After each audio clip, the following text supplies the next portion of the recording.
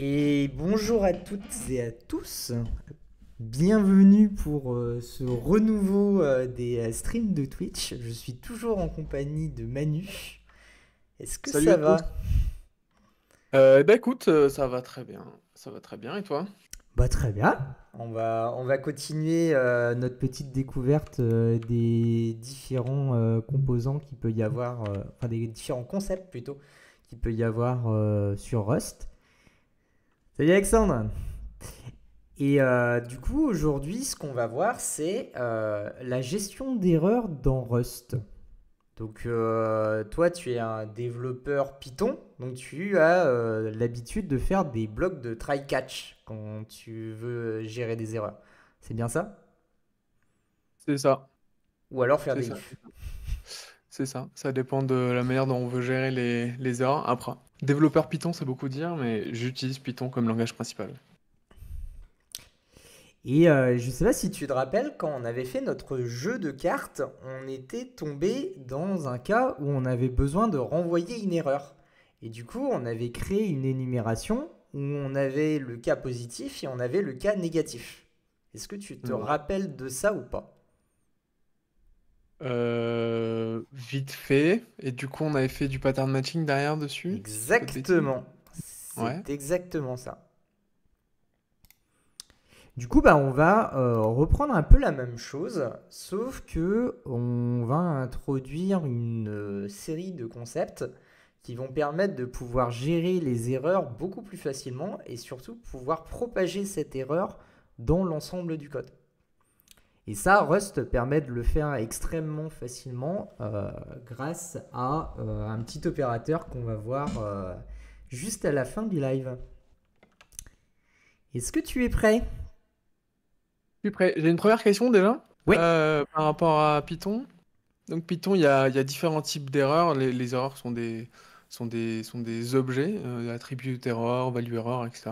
Oui. Et on peut catch certaines erreurs et laisser filer d'autres. Ce qui fait que on peut récupérer comment dire, des cas dans lesquels on a une erreur attendue, mais on se dit pas, on catch tout et du coup ça fait des erreurs qui sont dissimulées entre guillemets. Est-ce qu'on a le même système avec Rust avec des types d'erreurs Oui. ou pas? Oui. Ok. En fait, tu peux complexifier ton système d'erreur à l'envie.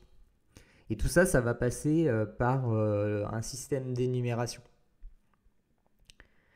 Ok. Donc, en Rust, la manière canonique de gérer des erreurs, c'est de se créer une énumération. Cette énumération s'appelle result. Et du coup, dedans, on va avoir deux variantes. Donc, je pense que tu te rappelles comment ça fonctionne, les histoires de variantes. On a la proposition, en fait, du nom de la variante, et puis son contenu. Donc, si par exemple, ici, on dit que ce qu'on va aller stocker dedans, ça va être un entier, on va avoir OK de U8. U8, c'est notre fameux entier naturel sur 8 bits. Mhm. Et de l'autre côté, on va avoir une autre variante qui va être erreur. Et dans erreur, on peut mettre un peu tout ce qu'on veut. Donc là, par exemple, on va mettre une chaîne de caractères. Ok. Lorsque l'on va créer ce qu'on appelle une méthode qui va être faillible, donc qui va non pas renvoyer un résultat directement, mais un résultat de résultat, donc la possibilité en fait que ça soit mal passé. En fait, ce qu'on va faire, c'est que on va déclarer notre fonction. Donc, je sais pas moi, qu'est-ce qu'on pourrait avoir comme fonction. J'ai pas trop réfléchi à des exemples. Désolé le chat. Comme fonction qui te renvoie une erreur? Bah, tu peux reprendre le jeu de cartes? On peut prendre le jeu de cartes, ouais. On peut faire somme de cartes. Si ça dépasse. Qu'est-ce qu'on pourrait faire? Ah non, si. Ce qu'on peut faire, c'est qu'on peut faire une soustraction. Parce Ok. que vu qu'ici on a un U8, si on fait une soustraction de deux nombres et que la somme est négative, tu ne pourras pas renvoyer le résultat. Du coup, on peut dire que... on va faire ça. Donc, on va avoir A et B.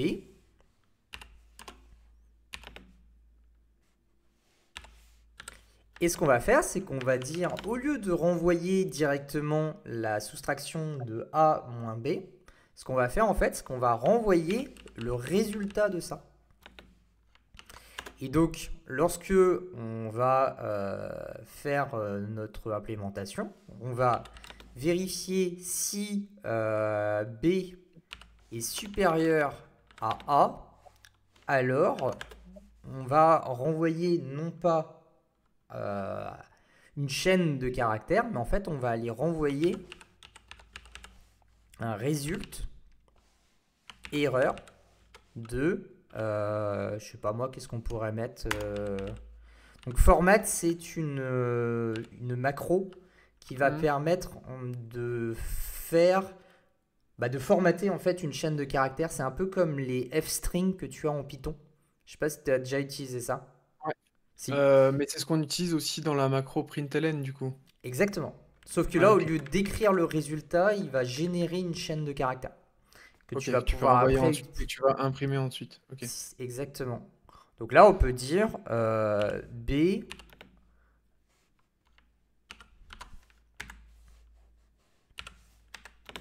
supérieur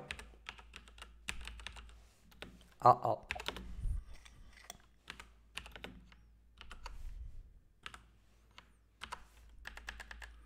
Et si tout se passe bien, tu fais A moins B. Et tu renvoies directement le résultat. Ce qui fait que maintenant... Ah, je peux pas l'appeler result. Je vais l'appeler clever result. Ça te va? Ok. Parce que Azul, du coup, C'est quelque c'est un chose living qui existe déjà, ouais. Ok. Et on peut pas utiliser celui-là parce que j'imagine que si tu utilises le terme de résulte, c'est qu'il y a, il y a une raison. On peut utiliser celui-là, ouais. Mais le truc, en fait, c'est qu'il rajoute des... Ah, il te manque un point virgule. il me manque... Non, d'ailleurs, je suis en train de Non, il dire. me manque un else.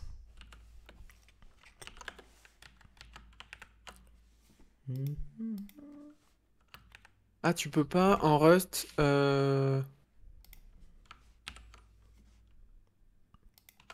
fait, ce qui se passe, c'est que... pourquoi? Parce qu'en fait, soit je fais un return ici et je renvoie le résultat. Ouais. Non, c'est bizarre, en fait. Pourquoi il m'a Ouais, engueulé? ensuite En tu fais un fait, return aussi. il aurait juste dû me dire ça sert à rien ce que tu fais. You might have meant Ouais, to ouais, c'est read. ça, il manque un point virgule. Si on veut faire ça comme ça. Donc en gros, ça veut dire que ici, je fais rien. Et si je mets un return, je renvoie la valeur. Et là, le code, il remarche. Et Ok, si je mais mets pas le return, ça marche pas. Et par je contre, comprends le pas point virgule, là, je peux le virer. pourquoi. Je comprends pas pourquoi, du coup, il me semblait que dans le cas d'un statement, si tu mettais un calcul ou n'importe quoi, mais que tu mettais pas de point virgule dans ta branche là, ça te Oui, retournait un résultat. Je me parce suis trompé. que... pourquoi il me le dit, ouais. Euh, il attend...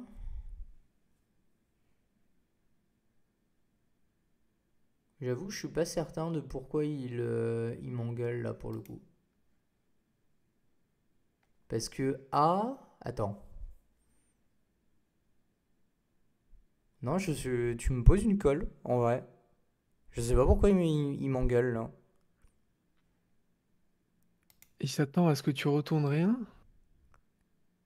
Non, en fait, ce qu'il me dit, c'est que... Là, dans la source mismatched types expected, l'équivalent du nil, là, de ce que tu me... Je pense comprendre ce qu'il veut dire, mais en fait, le message est mal formulé. Ok. Je pense que ce qu'il me dit, c'est dans certaines variantes, si B est supérieur à A, alors moi je m'attends que quand j'ai une deuxième ligne, bah normalement il y a un point virgule entre les deux, quoi. Je pense que ça doit être une connerie comme ça. Ok. Y a Ouais, pas un, c'est y a pas un multiple monde où retour implicite. quand ton statement, il n'y a pas le return qui est explicitement écrit, j'en sais rien, hein. Il continue, enfin, non, je comprends pas. Ok. Non, là, je pense qu'il doit y avoir une histoire, ouais, de multiples retours implicites. Mais ce qui est bizarre, c'est que tu as le droit de faire ça, en fait. Donc moi, je pense que c'est juste parce qu'il a déroulé le if et il Ouais. s'aperçoit que le if... L'analyse statique qui fait que, mais potentiellement, ça aurait quand même compilé. Bon, ok, admettons. bon. Mais dans le Rust idiomatique, on utilisera plutôt du if-else que du if et ensuite un autre if, par exemple. Bon, moi, j'aime bien faire le return, mais ça, c'est parce que j'aime bien faire des early return un peu partout. Ok. Mais ça change pas grand-chose. Ok.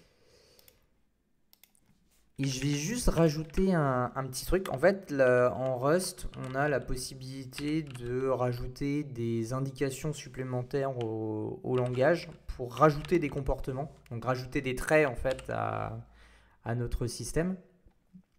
Et du coup, ça va permettre de pouvoir afficher directement le résultat sans avoir besoin de demander le contenu, de matcher le contenu et tout ça. Ça va faciliter les explications. Et donc là, si j'ai un M juste devant mon DBG, est-ce que tu peux décaler ton curseur ailleurs que sur l'accolade du main, s'il te plaît, Manu? Ouais, c'est fait. Ah, Il a pas l'air de le prendre en compte, mais... je vais descendre d'une ligne là. Et donc si on fait sub de 5 moins 2, là il y a pareil, hop. Tu vois qu'il va nous renvoyer un OK de 3. Ok. Et si on fait 2-5. un Il va nous sub renvoyer de l'erreur. 2 moins 5, il va renvoyer une erreur.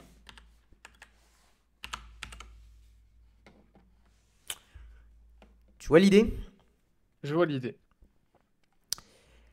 Sauf que le truc, en fait, c'est que manipuler des trucs, c'est rigolo, mais si par exemple tu te retrouves à devoir faire en plus sub, on va faire en F32 pour changer. Ah, F32, ça va marcher. Ouais, mais on s'en fout. On va dire que c'est un sub, mais un sub plus compliqué. On va l'appeler sub F. En fait, le problème, c'est que tu vas te retrouver à ne pas pouvoir mettre le type. Tu vois que là, il va m'engueuler parce qu'il va me dire, bah ouais, mais moi j'attends un F32 et tu m'as mis un U8. Et du coup, pour faire ça, tu devrais être obligé de dupliquer ton énumération, appeler ton truc result float par exemple, mettre un F32 et devoir encore modifier ici. Ouais. Ce qui est pas très pratique. Tu comprends que c'est chiant et en plus là il faut Ouais. que je modifie encore ici et puis que je Encore en modifie dessous. encore là et là tu perds ta vie, c'est chiant. Je vois. Du coup, les développeurs de Rust ont mis en place très tôt dans le langage ce qu'on appelle la généricité. Contrairement à par exemple le Go qui a mis très longtemps avant de rajouter cette fonctionnalité, Rust l'avait pratiquement tout de suite. La généricité, en gros, c'est de dire, euh, toi compilateur, tu es suffisamment intelligent pour savoir que ce que tu manipules est du tel type et je te laisse les manettes pour générer le code qui y est associé. En gros, Ce qu'on va faire, c'est qu'au lieu d'écrire une énumération toute simple, on va rajouter entre chevrons un T. Est-ce que tu te rappelles des histoires de Lifetime? Ouais, voilà. Oui, donc c'est la même, c'est bien ça, c'est la même C'est un peu la même idée. En fait, c'est nomenclature. venir rajouter du contexte par rapport à ce que tu es en train de manipuler. Ici, ce que tu es en train de manipuler, ça va être le contenant qui est le clever result. Et en fait, ce que tu vas venir dire, c'est que tu vas venir dire que ce OK-là va venir prendre non plus un U8, mais va venir prendre un T.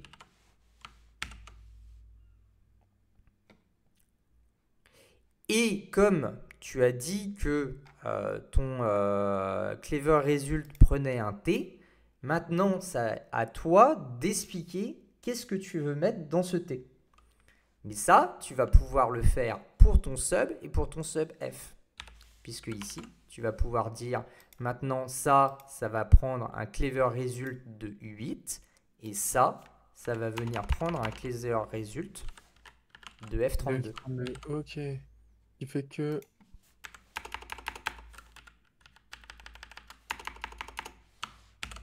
Et je peux pas avoir cette généricité jusqu'au bout, d'avoir qu'un seul sub. Là, c'est le petit côté Python là, qui revient, mais d'avoir un seul sub et en fait, en fonction de ce que j'ai, c'est soit du 8, soit du F32. C'est pas un souci, j'ai pas besoin d'écrire deux fonctions. Tu vois ce que je veux dire? Si tu peux. On Ouais. peut faire un cours de généricité totale si tu veux. On peut le faire. Si tu as envie que tout le monde soit égal, on va dire, en fait, ce que tu peux faire, c'est que tu peux C'est-à-dire dire... que moi, dans l'idée, je veux que ma fonction, je lui dise s'il y a un U8 en A, il y a un U8 en B. S'il y a un F32 en A, il y a un F32 en B. Mais je sais manipuler du U8, du I8, du machin, en fait n'importe quel type qui soit soustrayable. Je sais pas si on dit ça comme ça, mais Oui, qui soit soustrayable. Tu vois ce que je veux dire? tu te rappelles des traits? Ah oui, ok. Eh ben, on va le faire, si tu veux. Je Ok. pensais pas faire ça aujourd'hui, mais c'est intéressant. Vu que tu as envie de jouer avec, on va jouer avec. En fait, ce que tu peux faire, c'est ici, pour ta fonction sub, tu peux rajouter des chevrons également et mettre un T.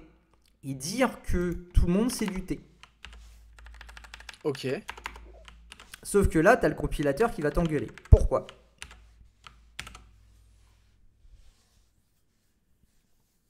Il te le dit. Hein. Qu'est-ce qu'il me dit? Cannot subtracter from T. Ok. Donc en gros, il connaît pas le type dans l'absolu. Ou alors, non, c'est le type T qui est pas connu et du coup qui n'implémente pas C'est ça. le trait qui permet d'être... Grosso modo, il te dit T, ça peut être des patates, des carottes, des choux. Je sais pas ce que tes trucs peuvent faire. Ouais, Dis-moi explicitement ce qu'ils peuvent faire. ok. Du coup, bah, tu vas lui dire qu'est-ce qu'il peut faire. Pour ça, tu vas venir ce qu'on appelle restreindre. J'ai réussi à le dire, je suis content. Restreindre le scope de ton T. Donc, Ok. ton T, tu vas dire, il va avoir un comportement, et ce comportement, ça va être le comportement sub. Sub, c'est un trait, mais qui possède une sortie. Et donc, tu vas devoir lui dire vers quoi ton truc va sortir. Attends, c'est un trait built-in qui existe dans Rust ou c'est un Oui, truc qu'il en faut qu'on fait, construise? tout ce qui est soustrayable implémente le trait sub. Et c'est vrai Ok, pour la ok, je multiplication, pige. c'est vrai Ouais, pour l'auto-assignement et tout ça. ok. Mais ça, il faut le connaître. On a une liste des traits quelque part dans la doc Oui, built-in qui nous tu vas permettent tu d'implémenter. vas dans stdops et tu vas avoir tous les opérateurs de Rust. Ok, d'accord. Et donc, là on est en avance de phase, donc ça fait un peu bizarre, mais en gros tu as une syntaxe qui dit je veux que T soit soustrayable et que lorsqu'on est soustrait T à T, ça donne un T. Parce que tu pourrais très bien en sortir autre chose en fait. Ouais, je vois. Et donc là, ah oui, faudrait que je le... Hop. Et donc là, tu as le compilateur qui te donne d'autres erreurs. Maintenant, il te dit, c'est cool, mais ce que tu me dis, bah moi je suis pas sûr que tu aies le droit de faire l'opération de supérieur ou égal. Enfin supérieur. Du coup, tu vas devoir également venir restreindre ce type. Donc là, tu vas venir rajouter le trait qui te dit, parce que ça, c'est pas un truc que tu vas inventer. Donc là, il te dit, rajoute-moi partial horde. Là, maintenant, tu as le compilateur qui est content. Sauf qu'il n'est pas encore content. Tu vois que maintenant, il te dit, ouais, mais d'accord, mais tu l'as utilisé dans une chaîne de caractères. Ça serait peut-être bien que tu me dises si le truc il peut s'afficher dans une chaîne de caractères ou pas. Du coup, tu dois encore venir raffiner ton type. Et du coup, lui dire display. Non, c'est std fmt, ouais, display. Et là, ton truc est entièrement générique.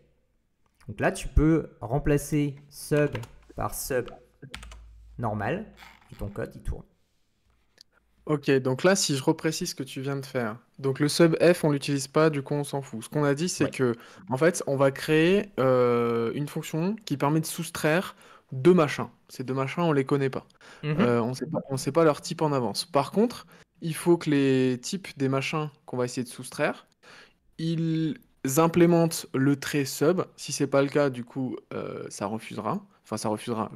Ça me pète une erreur. Et le Salut. partial horde. Alors, je sais pas exactement pourquoi dans notre cas, mais en gros, c'est le compilo qui nous le dit, donc on s'en fout. Partial Et horde, la partie. c'est pour le supérieur ou égal. Parce que tu fais B supérieur ou égal Ah à oui, A, du effectivement, coup, il ok. doit savoir si oui ou non ce truc, en fait, il a un sens pour ce que tu es en train de manipuler. Si par exemple, ton T, c'est une maison, et si une maison est supérieure à un immeuble, bah lui, il en sait rien. Donc, est-ce qu'il y a une relation d'ordre entre une maison et un immeuble? Ok. Non, mais du coup, c'est clair. Ce qui permet d'avoir des fonctions beaucoup plus génériques et de pas avoir une fonction pour les U30, U8, U32, U64, C'est ça. I8, etc., etc., etc.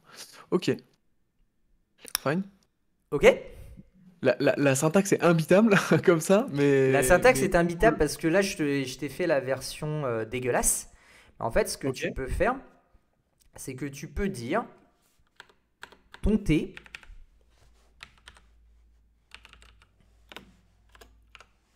tu rajoutes une clause qui s'appelle where. Ok. C'est pas comme en SQL, hein, c'est autre chose.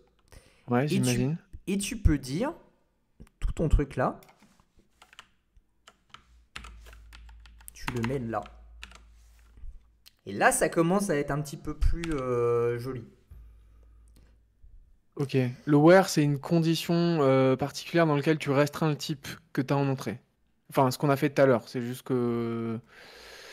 Ok. Ok. Hello, Ouais. merci pour tout. Une question me vient. Qu'est-ce qui se passe si A et B sont différents? Alors, si A et B sont différents, il faut que tu déclares deux types. Donc là, par exemple, Peut-être qu'on peut tester là, dans le sub, là, en rajoutant un zéro. on met un T2, il n'y a pas de problème. Du coup, on peut faire T2. Hop. Et là, qu'est-ce qui se passe? Là, il nous dit... ah oui.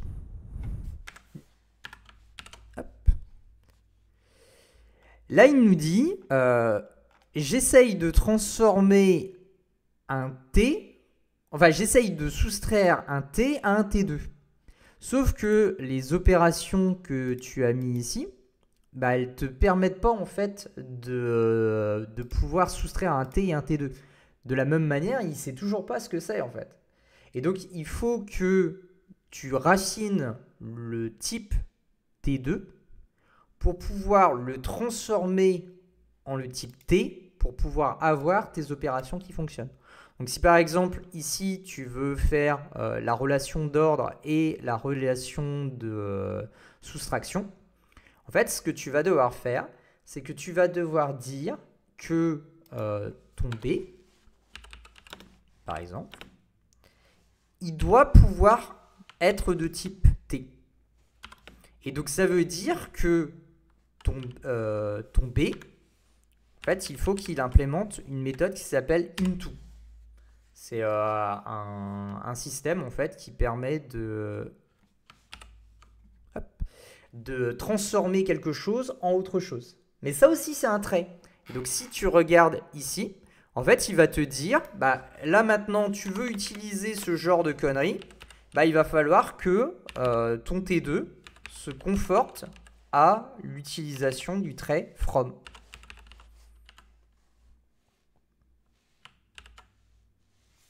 Je suis sur la mauvaise ligne, pardon.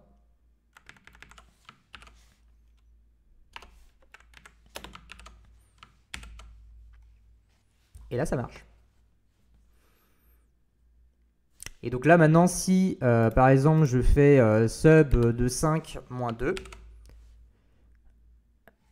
il va me dire, bah ouais, mais t'essayes de transformer un flottant en un entier.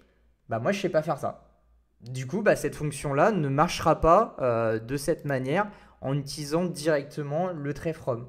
Donc il faudra trouver un autre mécanisme pour réussir à le transformer. Mais par contre, si tu mélanges du U8 avec... Enfin, ça c'est quoi? Ça doit être du I32 ou une connerie du genre. Si tu transformes du U64 et du U8 par exemple, normalement ça devrait marcher.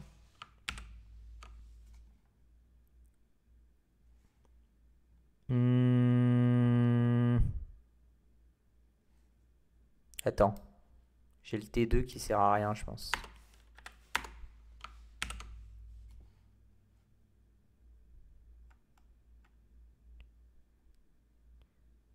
From U64 n'est pas implémenté pour U8. Ah ouais, bah ouais.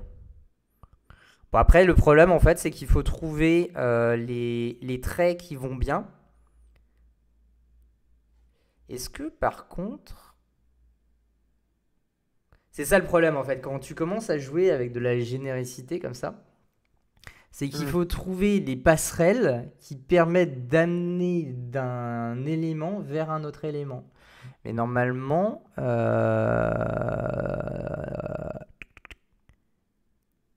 Normalement... L'inverse est possible peut-être de passer du 64 au 8? Peut-être.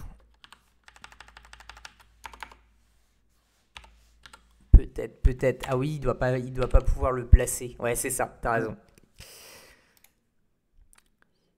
Mais du coup, en fait, quand tu commences à jouer avec de la généricité comme ça, bah tu vas devoir définir l'ensemble des comportements a priori pour pouvoir utiliser la fonction de manière générique. Et si du coup, oui, pardon. vas-y. Ouais, si tout à l'heure, là, quand on avait uniquement T et pas T et T2, Ouais. si jamais tu mets deux types différents, de toute façon, il te pète une erreur à l'appel de la fonction, j'imagine, dans tous les cas. Si tu mets quoi? Attends, j'étais en train de regarder le chat. Vas-y, et c'est dis-moi. Ouais, si jamais tu mets deux types différents pour A et B, il te pète de toute façon une erreur, j'imagine, au tout début. Ah bah là, A et B, vu que T et T2 sont disjoints, tu peux mettre n'importe quel type. C'est juste que... Non, tout à l'heure, quand justement ils étaient joints, tu vois, si Ah par oui, exemple on oui, appelle, il pète tout de suite, ouais. Ouais, ok. Il pète tout de suite, c'est parce qu'on avait créé la méthode en dessous. Ouais, sub F, ouais. Et si tu as envie de venir faire de la généricité sur le type de retour, tu peux aussi faire de la généricité sur le type de retour. Et du coup, au lieu d'envoyer un T, tu peux renvoyer ça. Sauf que maintenant, il va falloir que tu contraignes en fait ce R. Parce que bah, autrement, ça ne va pas marcher. Et donc, pour contraindre ce R, bah, tu vas devoir avoir quelque chose qui va venir faire la conversion.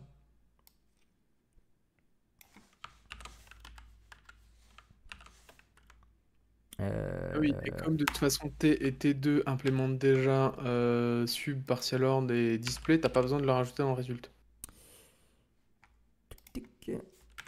Oui, c'est ça. Et donc là, il me dit, bah, il faut que tu implémentes. Oh, j'ai l'autocomplétion qui remarche. Trop bien. Et là, ce qu'il me dit, c'est tes types sont trop différents. Je sais pas de quoi tu parles. Explicite-moi ce que tu es en train de faire parce que là, j'en sais rien. Il Du est coup, bah, rançon, Rust. tu peux lui expliquer qu'est-ce que tu veux comme type de retour. Donc là, par exemple, si tu as envie de le passer en F32,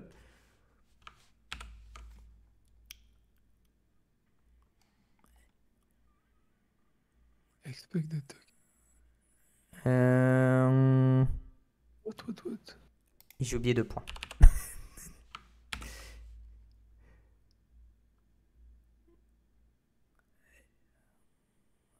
Le trait F32 est pas disponible depuis U64. Ah ouais, parce qu'on a mis U64 aussi, on va mettre U32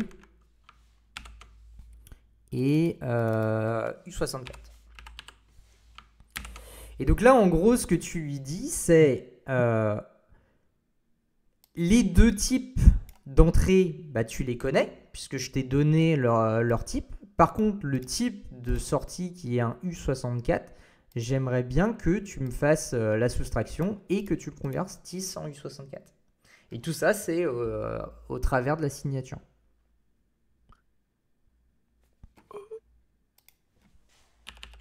Je pense qu'il doit pouvoir sortir tout le monde. Non. Si je fais F32. Ouais. Attends, mais du coup, les 2 points là, si on parle purement syntaxe, hein, Ouais. les 2 points, normalement, moi je les ai déjà vus, notamment quand tu dois aller sélectionner une entrée dans un enum, par exemple. Ouais. Mais là, on s'en sert. Alors ça s'appelle ce qu'on appelle l'opérateur turbofish. Parce que ça ressemble à un poisson torpille. Ok. Et ça permet en fait de venir taper le truc qui est là. Ok. Parce que ici, tu vas pouvoir rajouter en fait plein d'informations. Et Ok, en donc là, gros, t'explicites, en fait, quand tu appelles ton sub, tu explicites les types que tu as en entrée. Alors tu les as déjà précisés là-haut, donc il n'y en a pas besoin, mais par exemple, on pourrait quand même les mettre à la place des underscores, là, mettre du 32 et du 8 et ensuite du 64. Ça permet juste de définir qu'est-ce que tu veux au moment d'appeler la fonction et que ça soit pas directement défini dans la fonction, le type. c'est ça. Ou tu peux surcharger des types existants aussi? Tu peux Parce que là, ça surcharger aussi des types, mais en fait, pour surcharger des types, ce que tu vas faire, c'est que tu vas les enfermer dans une autre structure et implémenter les traits que tu veux sur cette structure qui englobe une autre. Comme ça, en fait, tu passes par-dessus l'implémentation qu'il peut y avoir en dessous. Mais ça, c'est des choses qu'on pourra voir un peu plus tard. Ok. Est-ce que le compilateur nous crie si le type T est restreint avec un trait non utilisé dans la fonction? Tu veux dire que si en plus du sub, je lui rajoute le add mais que je fais jamais d'addition, c'est ça?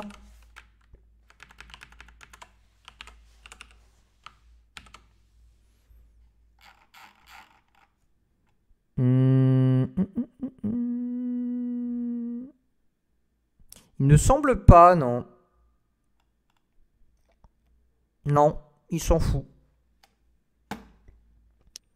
Il s'en fout, c'est juste que si tu es sur quelque chose qui ne possède pas l'addition, tu as surcontraint ton type et du coup tu t'es limité à des trucs que tu n'avais pas besoin de limiter. Donc tu peux le faire, mais tu gagneras pas grand chose à le faire ou à ne pas le faire.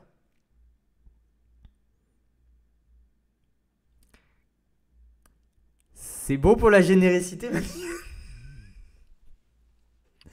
Ça a l'air. C'est pas mal, hein? Ouais, non, c'est cool. C'est un peu tordu comme manière de réfléchir à un problème, mais en fait, ça permet de beaucoup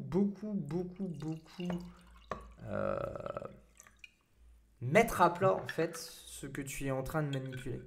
Parce que quand tu manipules par exemple une classe en Python, tu vas te retrouver avec un objet et cet objet va avoir 3 milliards de comportements et bah, tu vas pas trop savoir si oui ou non tu as le droit d'appeler les fonctions, si ces fonctions existent, quelles sont les implications de tel ou tel appel et ainsi de suite et ainsi de suite. Avec ce système de traits, en fait, vu que tu n'as qu'un niveau d'implémentation, bon après tu peux avoir les wrappers et tout ça comme je t'ai expliqué, mais on va dire dans le cas général, tu as en fait une façon explicite de dire bah là je suis en train de manipuler des trucs que je connais pas normalement.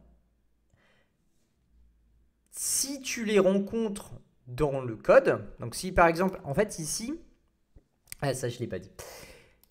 Ici en fait, lorsque j'ai fait ces appels de fonctions qui sont ici, lorsque Rust va compiler le code, en fait ce qu'il va faire, c'est qu'il va venir créer autant de fonctions qu'il y a de types d'appelés. Donc si par exemple tu utilises beaucoup la généricité, il va venir générer en fait des variantes de cette fonction. Pour que Ok, lorsque tu vas venir compiler ton truc, ça va aller extrêmement vite. ok. Mais ça produit beaucoup de code, du coup. Ça Enfin, beaucoup produit de... plus de code, ouais. Ok. Si tu as envie de briller en société, je crois que ça s'appelle monomorphisation. C'est un truc que je me rappelle de cours. Ok. Je me rappellerai pas, mais merci. Donc le turbofish et la mono... Non, je vais pas y arriver. Monomorphisation. Rappelle-toi du turbofish, parce que le turbofish, on l'utilisera pour faire d'autres trucs. C'est extrêmement pratique pour quand on verra toutes les histoires de collection. Le turbofish, on va l'utiliser à mort et on va être méga heureux qu'il existe. Parce que c'est un don des dieux, ce truc. Ok. Tu demanderas à Géo de te parler de la méthode collect. Tu verras, il aura des petits yeux, des petits cœurs dans les yeux. Ok. On continue.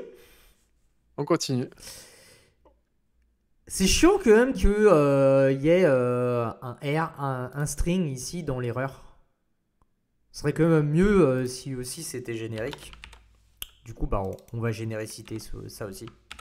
Mais du coup, ici, il faut dire que ici, tu renvoies une string. Ok. Dans le cas de notre... Ok. Mais du coup, ça veut dire que si on n'a pas envie de renvoyer une string, mais juste renvoyer A-B. Merde.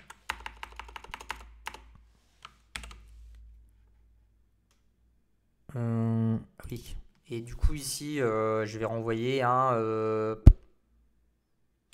I32. Allez, hop.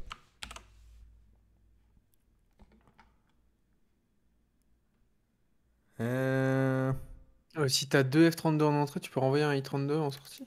Non, je vais renvoyer un F32 aussi. Je vais pas m'emmerger à faire into. Et donc là, si j'appelle, c'était un test, c'est bon. C'est un test qui a loupé. Je peux regarder le type.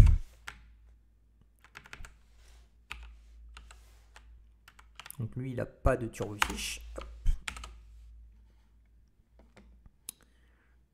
Ah oui, mais parce qu'il il est bien.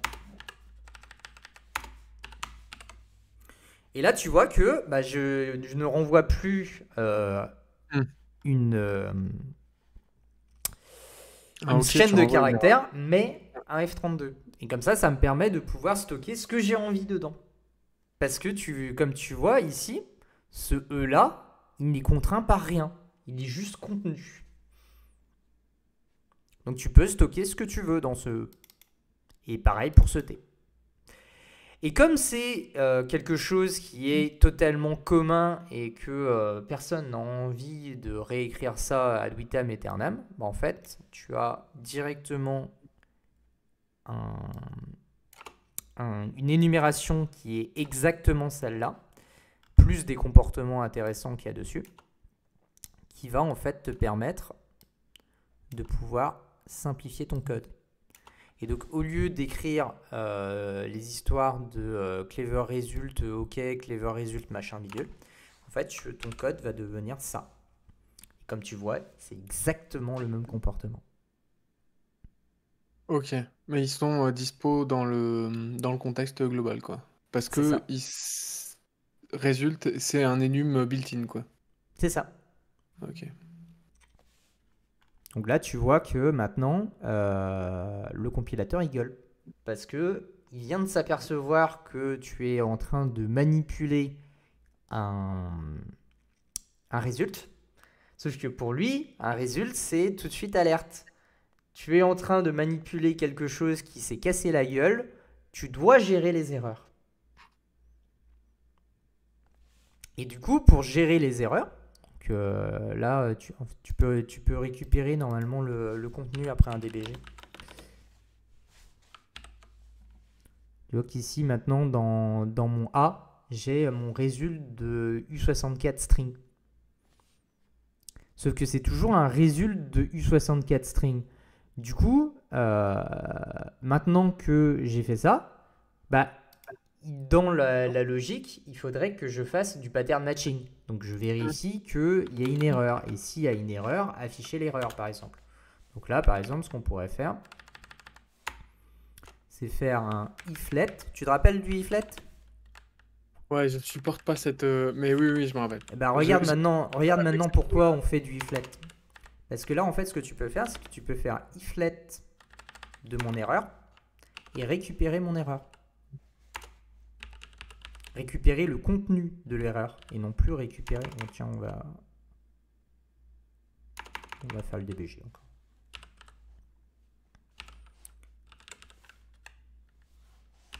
Ça, c'est le pattern matching qui te permet de le faire. Qu'est-ce qui s'est passé? Mais tu peux faire ça avec une structure plus classique de pattern matching, du coup. Oui, mais tu n'as pas Le- besoin de gérer le cas positif.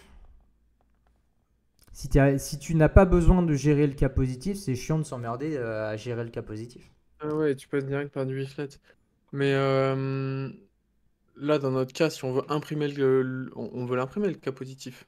Ah, si tu veux afficher le cas positif, ouais, tu vas te retrouver à faire.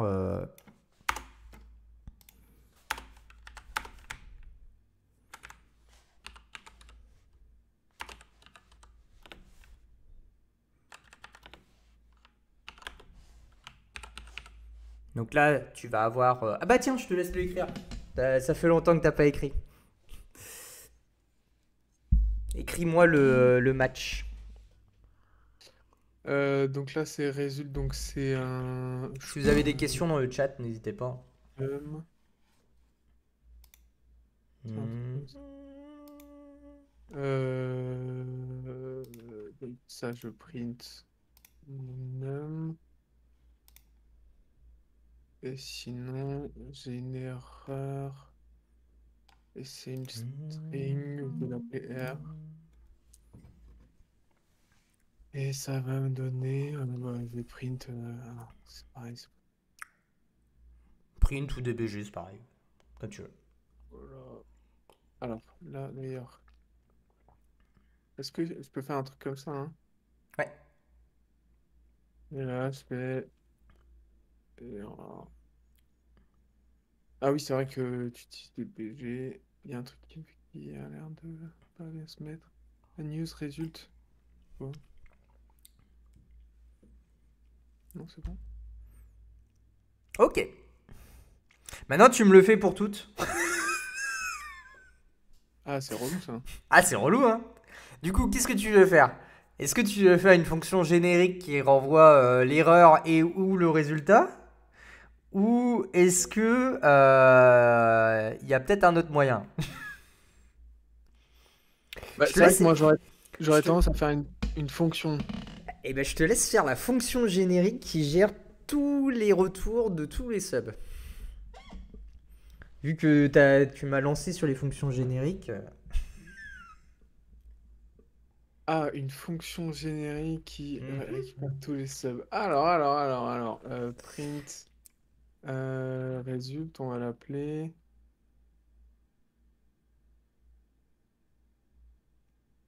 Et dans le premier temps, on va foutre ça.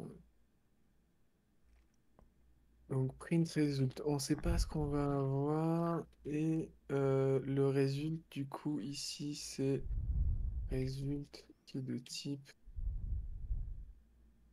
T'es. result. Ah bah non. Toi, tu l'affiches le résultat. Tu le renvoies pas. Ah oui, je renvoie rien. Donc je Bah, renvoie rien. tu peux renvoyer le cas positif. Ou alors On tu le met. renvoies Non, non, renvoie rien, ce sera plus simple. Ouais. Result, du coup, c'est un truc de type result. Donc là, j'ai pas besoin d'être générique, on est d'accord, c'est tout le temps un type result. Par contre, euh, par contre, c'est ces trois-là que ça va être Bah, ton sub, de toute façon, il dégage. Parce que tout ça, tu vas le dégager et tu vas avoir juste un match de ton résultat. un match de result. Missing generics for any region. Là, du coup, j'ai des génériques. Le générique, du coup, c'est R et ça va rester string, du coup, je pense. Bah, pas forcément. Sub F, il renvoie un F32. Ah oui, c'est vrai. Du coup, je réécris un générique ici qui va être, je sais pas moi, E du coup. Et là, pour le coup, là on avait un where tout à l'heure. Regarde ton compilo. Qu'est-ce qu'il me dit mon compilo? Il me dit résulte. Sauvegarde. Alors, qu'est-ce qu'il me dit? Not found in this scope. Ah ouais. Donc il faut que je le définisse. Donc il faut que je le définisse. T'as pas besoin, hein, ton type, il est tout simple là, pour le coup. Ça sert à rien de Ok. sortir le bazooka quand tu peux juste. Donc là, on a dit le type, c'est ici R et E, c'est ça? Ah, il faut que ça implémente stdmf. Ah oui, forcément, parce que on va l'afficher. Donc il faut que le E, il implémente ce trait-là.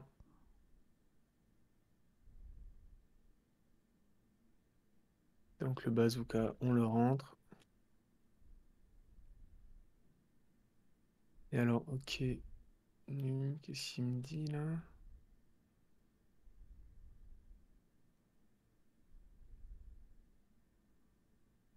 Là, il te dit que la même chose pour R, parce que quand tu affiches la variante OK, ton num, c'est aussi quelque chose qui doit être affiché.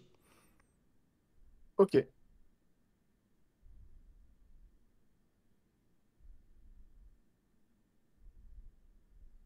Après, R, du coup, ça peut être typiquement, c'est un type résulte en fait, tout le temps. Bah non, Non? R, c'est ta variante OK.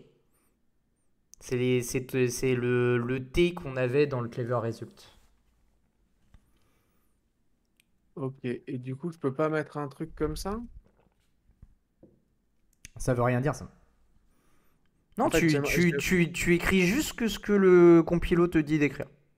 Ok. Et là, t'es heureux. Mais tu sens qu'il y a quand même une répétition, là. Ton R et ton E, ils se ressemblent franchement, non?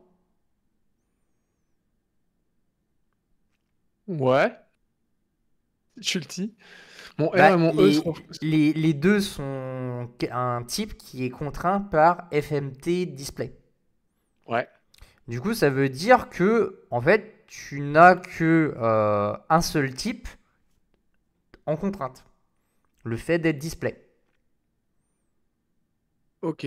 Donc là, en gros, je pourrais juste lui dire R et c'est tout. Ah non, parce qu'il faut que tu contraignes aussi son type d'erreur. Donc là, tu mets RR. Ok. Et là, comme tu as ton truc qui est entièrement générique, tu vas pouvoir lui faire manger n'importe quelle fonction sub. Donc je peux lui mettre 2, 3, dans lesquels je précise pas ce que c'est comme truc. Évidemment, j'oublie systématiquement ce Et machin-là. il lui faut le type. Parce que là, il s'est surtout le type de fin en fait. Ah, Vu qu'on pardon. on a contraint le type de fin aussi. Du coup, il faut que je Du coup, précise tu vas sous forcément. l'océan là. Bah, je veux du 8 pareil. Il y a un chevron de DBG, trop. un chevron de trop. Je vais y arriver. Loading délimiter. Euh... Non. Si. Ouais, j'ai remplacé un chevron par. Alors, qu'est-ce qu'il me dit? Tac tac. Try wrapping, pression. Alors, en Est-il fait, résolu? il te Vas-y. dit ça pourrait être plus simple. Et Ok. qu'est-ce qu'il te dit Euh, Il te dit.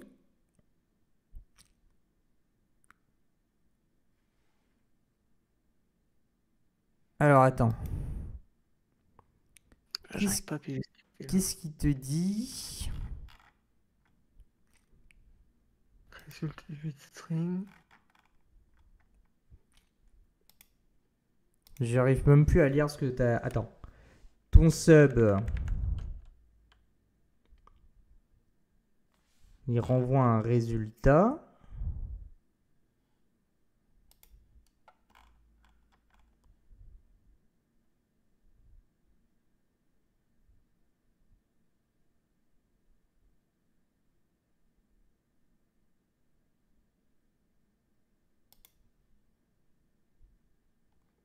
Pourquoi il m'engueule?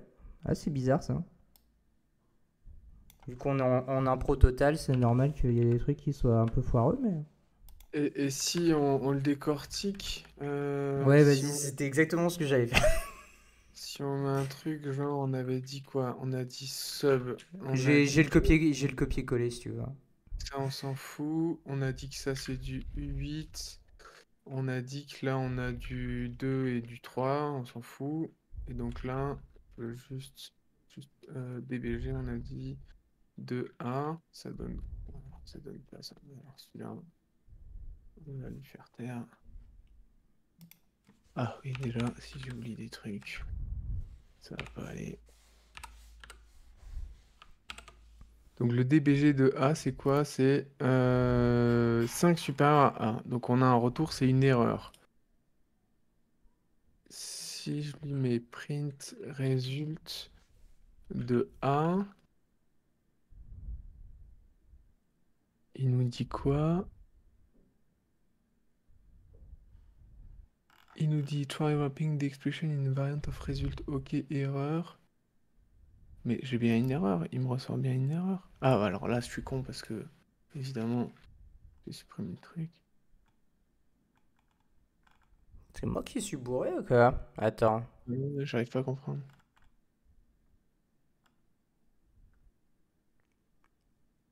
Ah, il reste 3 minutes.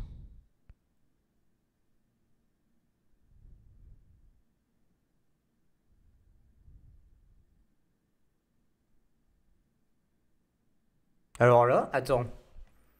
Je me suis fait avoir par mon propre jeu ou quoi? Si on le teste avec sub F, qui est plus simple vu qu'il n'y a pas de générique.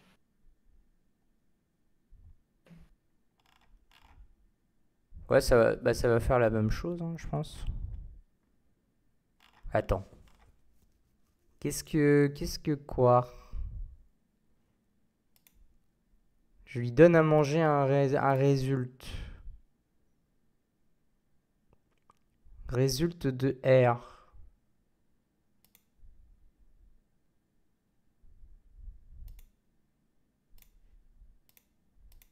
R doivent être deux trucs qui implémentent. Les... Je tente un truc. J'ai jamais essayé. Je sais pas ce que ça donne.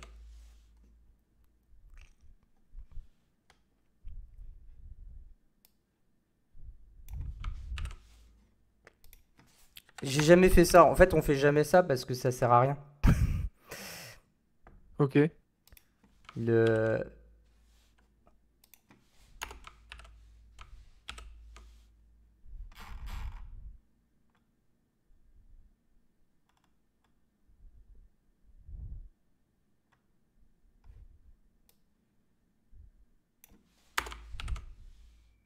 Ok, bon, ok. J'ai appris quelque chose avec toi. Je savais pas que ça ferait ça.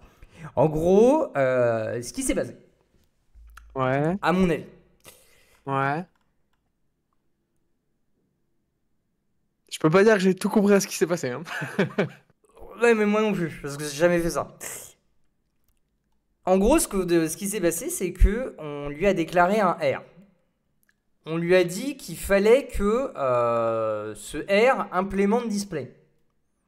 Sauf que de l'autre côté, on lui a donné une générique qui renvoie quelque chose qui lui-même est un générique. Et là, je pense qu'il a commencé à ne plus savoir comment il s'appelle. Hmm.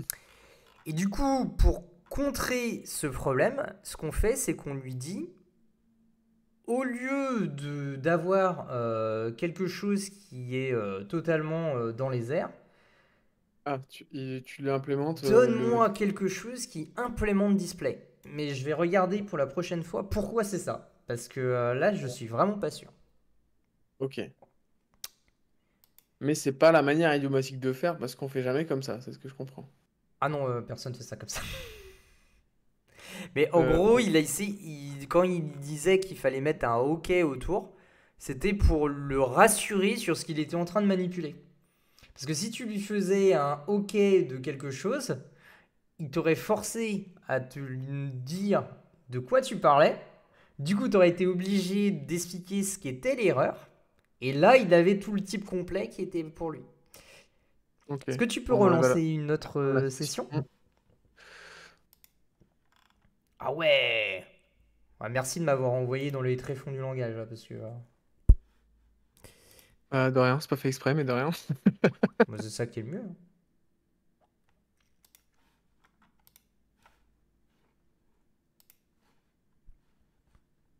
C'est bon? Ça arrive. Yes. Et donc, tu t'aperçois que bah là, tu peux appeler ton print result sur tous les subs, sans avoir besoin du A et tout ça. Je te laisse faire ça. Ouais, donc.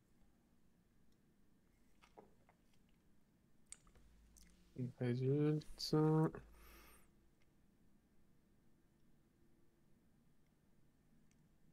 Et du coup, là, on n'a pas besoin du 1.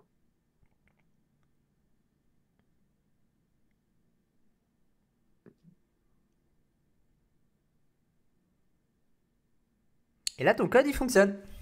Tu es content, non? On n'a que des erreurs, c'est parfait. C'est parfait. Sauf que le truc, en fait, c'est que bah, ça, c'est chiant quand même, quoi. Du coup, ce qu'on va faire, c'est qu'on va se créer une méthode run. Euh...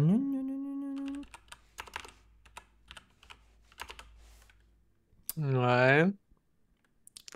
Cette Qu'on va méthode aller run, wrapper autour de sub et qu'on va pouvoir utiliser pour c'est ça. tout un tas de méthodes. Donc le retour, on va dire que c'est un...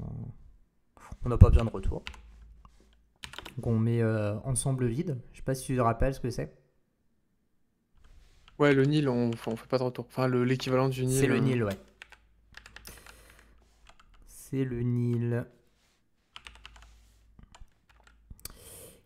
Hop. Et du coup, ce qu'on va faire, c'est qu'on va venir prendre tout notre code, le mettre dans run, virer toutes les merdes qu'on a fait.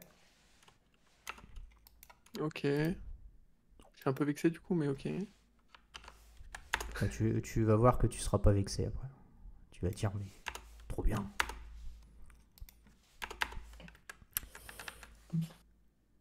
Et ici, en fait, on s'aperçoit, c'est que... Attends, on va remplacer tes trucs par des DBG. On pourrait afficher print machin pour tous. Hein, mais...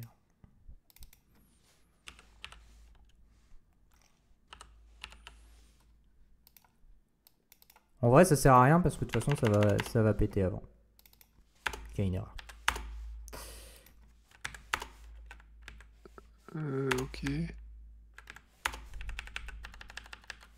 C'est un processus.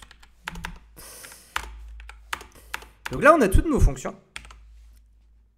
Et on voit que le système nous dit qu'il y a un problème. Du coup, on lui renvoie le bon type de machin. Et on appelle run ici. Donc on va l'appeler result. Notation, c'est rien, non? Si je te mets un E, t'es content?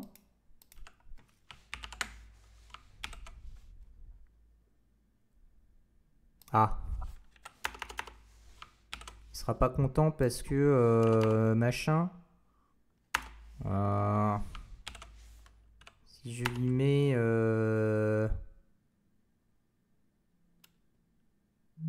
Qu'est-ce que je peux lui mettre pour qu'il soit content? Et si tu lui mets ce qui est marqué dans le compilo? Les deux. C'est pas le turbofiche là, les 2 points là. Ah oui, déjà il y a ça, ouais. Et du coup, il va me dire je suis pas certain de quoi tu parles. Ah oui, ok. On va voir. Là, si je l'appelle comme ça, je pense qu'il va pas être d'accord. C'est toujours chiant quand tu arrives à la méthode main parce que la méthode main, elle est un peu bizarre. Elle aime pas trop la généricité parce qu'elle est censée justement servir de point d'entrée. Donc il peut pas y avoir plusieurs points d'entrée. Parce que vu que si tu crées de la généricité, tu crées plusieurs versions. C'est comme si tu avais plusieurs portes d'entrée dans ton langage. C'est un peu bizarre. Comment je vais faire ça, moi?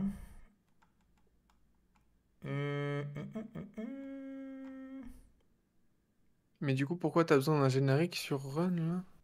Parce que le sub F ne renvoie pas la même chose que le sub Oui, ok. qui renvoie un U8, qui ne renvoie pas un U64, qui renvoie un U8.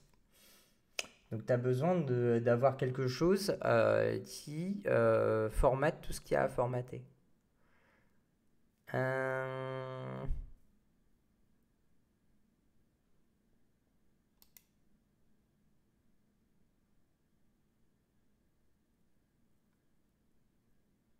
Attends, je réfléchis à comment je peux te montrer ce que j'ai envie de montrer et que ça compile.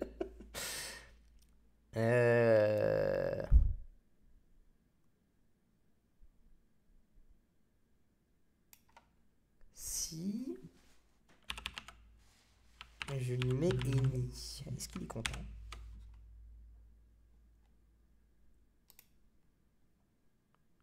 Use core any.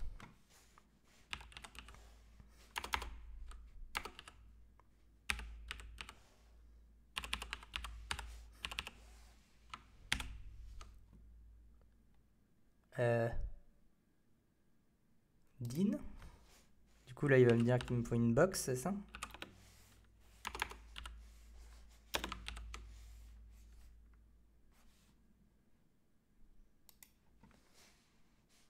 Désolé, hein. On va avoir dans des erreurs. Ah, là pour le coup, c'est chiant. Ouais, j'aimerais pas les attaquer au Ok. petit déjeuner. Là. Ouais. Désolé. En fait, le truc, c'est que au lieu de devoir gérer les erreurs comme on les a gérées, en fait, ce que tu peux faire, c'est que tu peux mettre un point d'interrogation. Et ça va venir...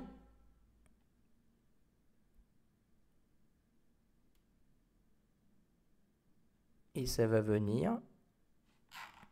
Pourquoi ça vient pas comme je veux? Attends, qu'est-ce qu'il me dit? Il me dit... Il me dit T'as ça. besoin de t'assurer que le E implémente le Ouais. trait, machin. Ouais.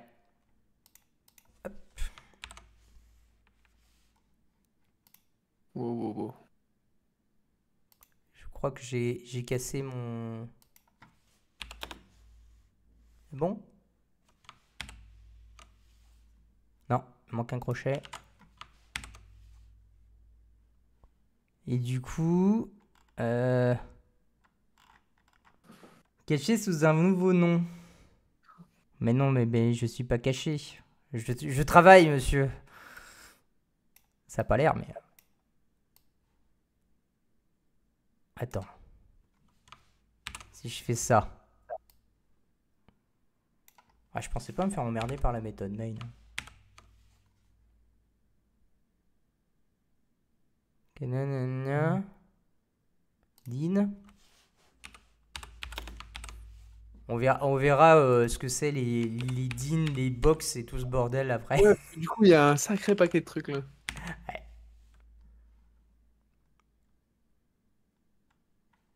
Mais il veut pas.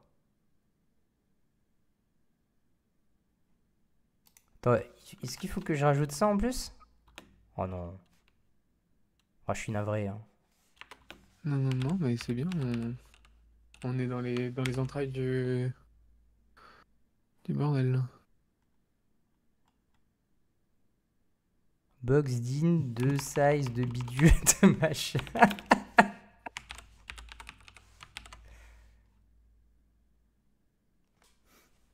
En gros, t'aurais fait var résulte de string. Mais oui, je sais bien, je sais bien, je sais bien. Je tire contre mon camp là.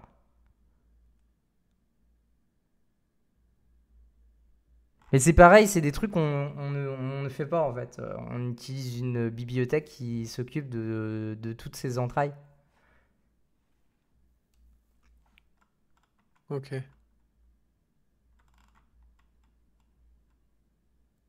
Attends, je vais tricher.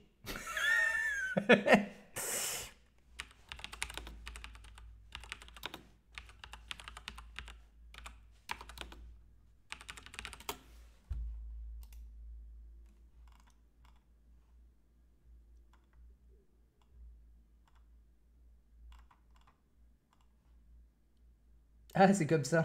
Ok. Et c'est bon.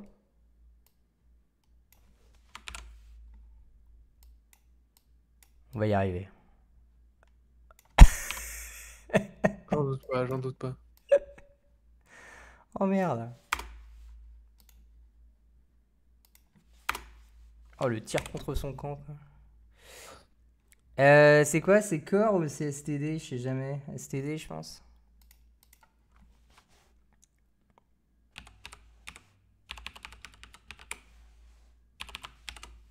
Voilà. Désolé. Non, non, t'inquiète. Je suis navré. Donc, en fait, ce qui se passe, c'est que grâce à cet opérateur, tu vas faire ce qu'on appelle du early return. Donc là, par exemple, en fait, tu peux venir faire un iflet error de ton résultat. Donc là, on affiche le truc. J'espère qu'il est débégeable. Non, il n'est pas débégeable. Ah si, attends. On va y arriver. Voilà. Et en fait, ce que tu peux faire, c'est que ça, tu peux directement l'afficher. Et tu verras que ce n'est non plus une erreur, mais la valeur en elle-même. Tu vois qu'ici, quand tu regardes la console, tu vas voir que le DBG vaut 3 et non pas résulte de 3. Quand tu enlèves le point d'interrogation, tu as un OK résulte de 3. Alors, le point d'interrogation, du coup, il te permet de quoi? D'extraire le contenu de l'objet sous-jacent? Il permet en fait de regarder si ton résultat, c'est un OK ou un erreur, sortir le T qui est à l'intérieur du OKT et te renvoyer Ouais. le T. Et si c'est une erreur, il va t'écrire le code if let error. Donc tu vois ici, tu as le if let error result qui est ici. Et en fait, ce qu'il va venir t'écrire, c'est ça. Donc là, tu as let result 2. C'est similaire au unwrap un peu ou pas du tout? Non, le unwrap, c'est quelque chose qui est unsafe. Enfin, qui n'est pas unsafe, mais qui peut échouer et qui peut faire paniquer le code. Alors que ça, c'est totalement safe. Donc là, tu as ton result 2. En fait, ce qu'il vient faire, c'est qu'il vient voir s'il y a une erreur. Et s'il y a une erreur, il va te retourner l'erreur. Et donc, il va Ok, donc là, tu es couper en train de ton code. m'écrire ce que fait le point d'interrogation. C'est ça. Ouais, ok.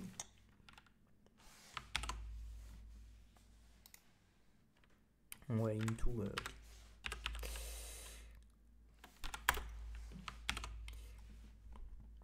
Donc tout ce code-là, au lieu de l'écrire, bah, il suffit juste de mettre un point d'interrogation. Et du coup, bah, ce code-là, ça ne sera plus jamais une erreur parce que ton result, maintenant, c'est un 8 et plus un result de 8. Ok. Et ça, en fait, tu vas pouvoir venir le chaîner un petit peu partout.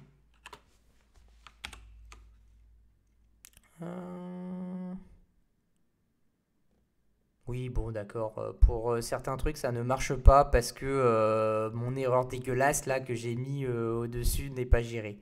Bon, tant pis.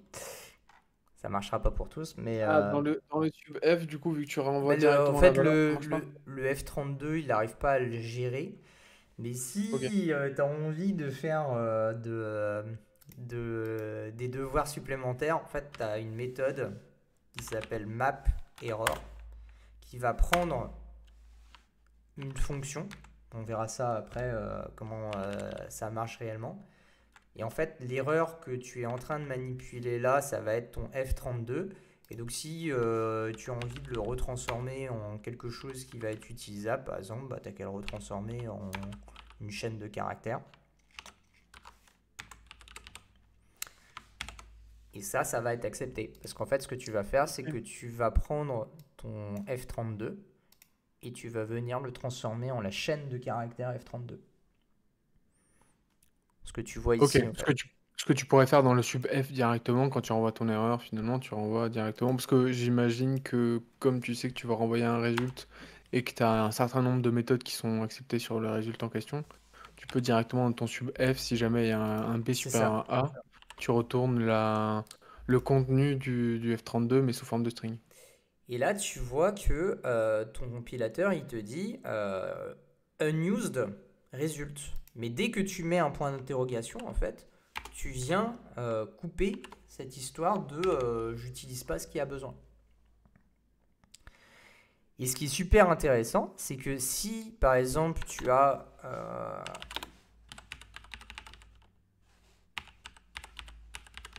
une wrapper function et que cette wrapper function renvoie le type result. Bon, après, tu as une notion de concordance des types et tout le bordel. Mais si, par exemple, tu dis que ton wrapper machin bidule, tu renvoies cette information, bah en fait, tu peux faire wrapper function.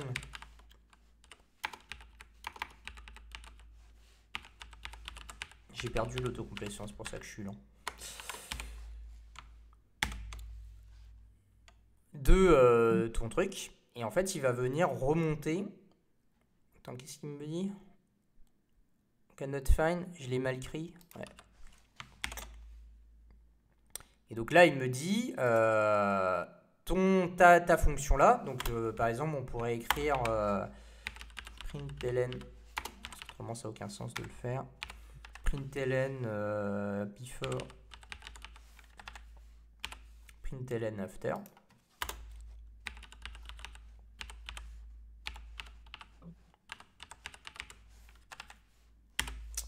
Et après, tu renvoies ton OK.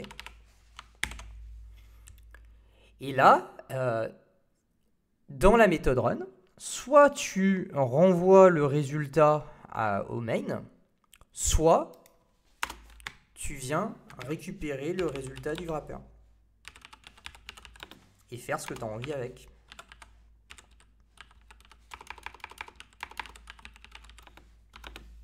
Donc soit tu traites l'erreur ici, donc là tu vas faire ton iflet erreur machin bidule. Soit si tu as envie de le renvoyer encore au main parce que tu as traité l'erreur, mais il est possible que tu aies encore besoin de plus de traitement, tu peux encore renvoyer le résultat. Et si tu l'avais fait dans le iflet erreur,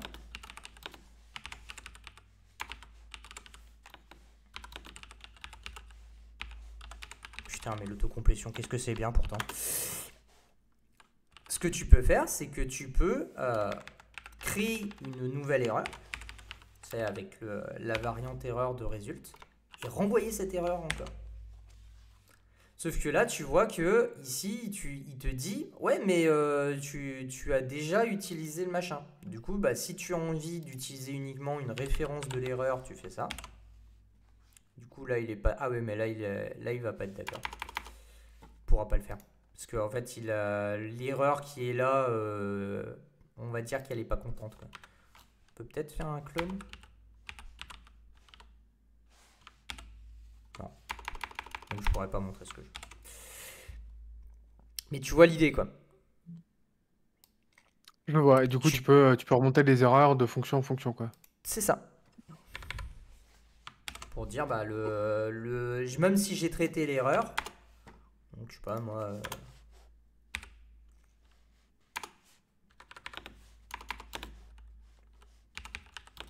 log de fichier, par exemple.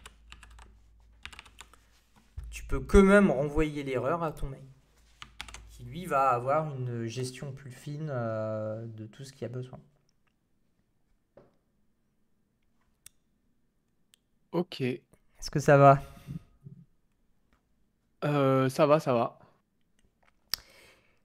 Et dernier truc que tu m'as demandé au tout début du live, comment est-ce que je fais pour catcher les erreurs qui m'intéressent? C'est très simple. Tu vas te créer une énumération. Et tu vas créer en fait les variantes que tu as besoin dedans. Donc si par exemple, donc là on va l'appeler clever error. Si par exemple tu crées une erreur b greater than A, Ah. ici tu peux aller mettre ta chaîne de caractères.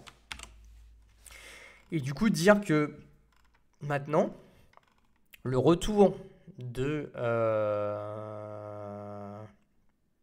résulte par exemple, ça serait une clever clever error. Et tu pourrais complexifier le truc autant que tu veux. Ok, mais j'imagine par exemple qu'il y a des erreurs built-in dans Rust. Si tu tentes une division par 0, j'imagine qu'il va gueuler. Non, il y a du panique.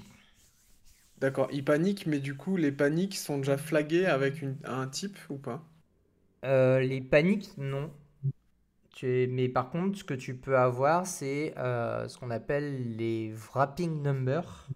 C'est des structures qui ont des fonctions qui vérifient s'il se passe quelque chose. Et là, tu peux avoir une erreur. Ouais. J'ai jamais regardé. Tiens, on va regarder vite fait.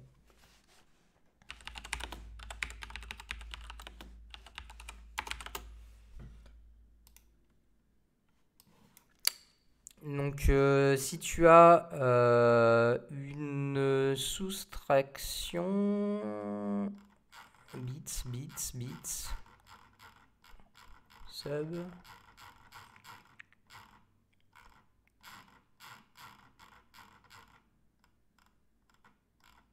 Je sais pas si... Ah si. Donc si là, on manipule quelque chose de chiant, genre des U8,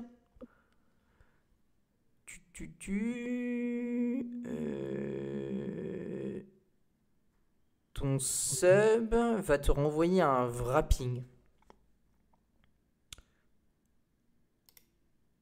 Et un wrapping. Donc là, par exemple, bah, si tu utilises un wrapping, si tu fais de la merde, il t'interdira de faire de la merde. Tu n'auras pas d'erreur. Mais par contre, si tu n'utilises pas cette structure, en fait, tu vas avoir un panique qui va se passer. Mais de toute façon, en fait, tu pourras pas faire. Je pense pas que tu pourras faire ta division par 0 d'ailleurs. J'ai jamais essayé. Pour le coup. Si tu fais 45 divisé par 0, qu'est-ce qui se passe? Il se passe que j'arrive pas à compiler. C'est pas grave. Le 32.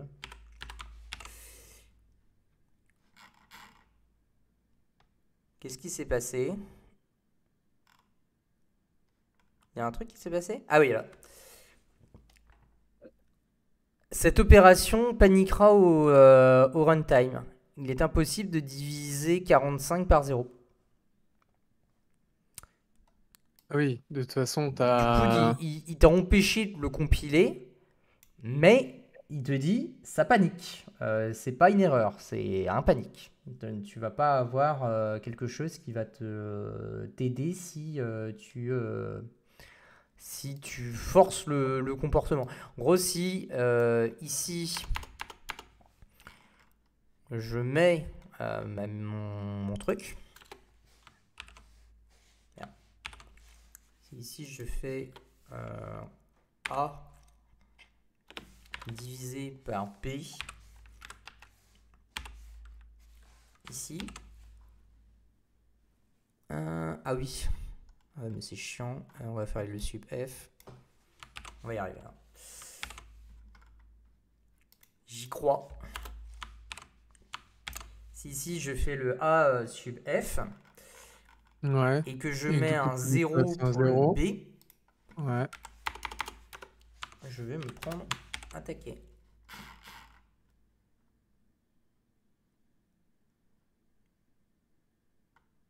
Il l'a même pas, il l'a pas compilé. Qu'est-ce qu'il est en train de faire? Il a rien fait? Ah Je mais sais oui, pas, j'ai pas l'impression. il a rien fait parce que L'appel devrait pas fonction ou pas? Oui. ici ça échoue avant.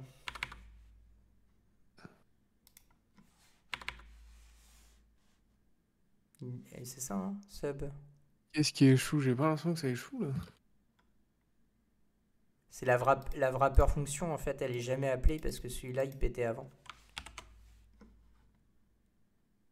Non.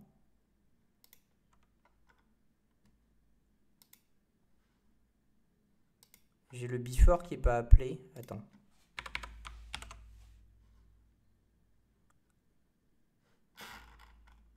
Il le compile pas?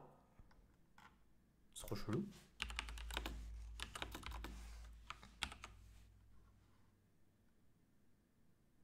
What? Peut-être du F32 ça marche? Tu peux diviser des F32 par 0? Non. Par 0.0? Ouais, je sais pas. Ouais, on fait les prolongations. Infini. What? Oh, trop bien. Attends, What? je tente un truc. Ok, ça ébranle totalement les peu de notions de maths que j'ai. Ouais, mais parce que En fait, en comment on appelle ça? En flottant, t'as une histoire de précision. Donc est-ce que c'est pas avec ça qu'il arrive à jouer pour que ça pète pas? Je ne sais pas. si tout simplement dans le main tu fais un... Ah oui, non, ça marche pas. Ça marche pas. Mais si tu fais une simple fonction pourquoi il y a cette avec fonction qui est là? A et B. Attends. Ça.